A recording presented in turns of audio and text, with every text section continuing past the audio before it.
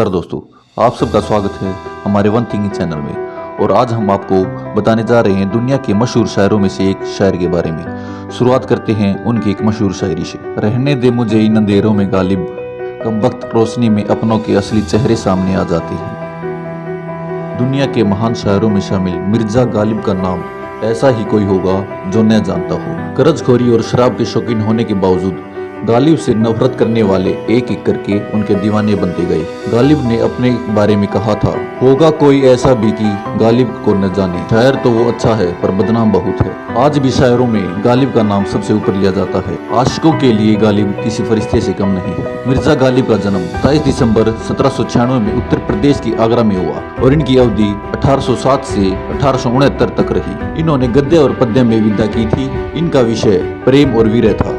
इनके उल्लेखनीय कार्य में दीवाने गालिब शामिल है। इनकी मृत्यु 15 फरवरी 1869 में हुई थी। मिर्जा गालिब 1954 में बनी हिंदी भाषा की फिल्म है। हिंदुस्तान के मशहूर शायर मिर्जा गालिब की जीवनी पर बनी यह फिल्म काफी सराही गई। गालिब का जन्म आगरा में एक सैनिक पृष्ठभूमि वाले परिवार में हुआ था। उन्होंने अपने पिता और चाचा को बचपन में ही खो दिया था। गालिब का जीवन यापन मूलतः अपने चाचा के मनोप्रांत मिलने वाली पेंशन से होता था। गालिब की पृष्ठभूमि एक तुर्क परिवार से थी और इनके दादा मध्य एशिया के समरकंद से सन 1750 के आसपास भारत आए थे। उनके दादा मिर्जा कोबान बेग खान अहमद शाह के शासनकाल में समरकंद से भारत आए। उन्होंने दिल्ली, लाहौर व जयपुर में काम किया और अंततः आगरा में बस गए। उनके 2 पुत्र व 3 पुत्रियां थी।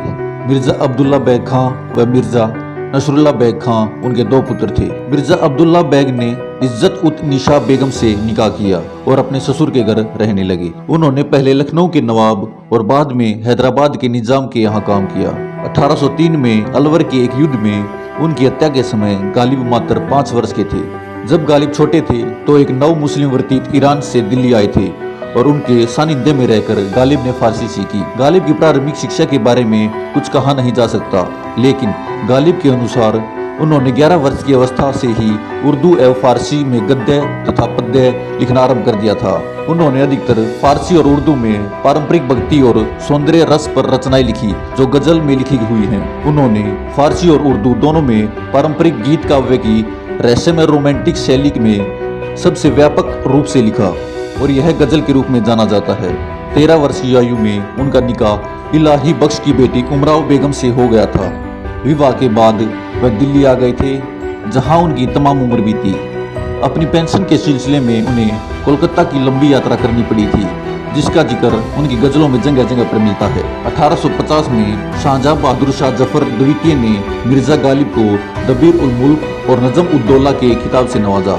बाद में उन्हें मिर्जा नौशाह का खिताब भी मिला। शाहजहां के दरबार में एक महत्वपूर्ण दरबारी थे। उन्हें बहादुर शाह जफर द्वितीय के ज्येष्ठ पुत्र राजकुमार फर्रुद्दीन मिर्जा का शिक्षक भी नियुक्त किया गया। वे एक समय में मुगल दरबार के शाही इतिहासविद भी थे। मुस्कान बनाए रखो तो सब साथ हैं गालिब, वरना आंसुओं को तो आंखों में भी पनाह नहीं मिलती।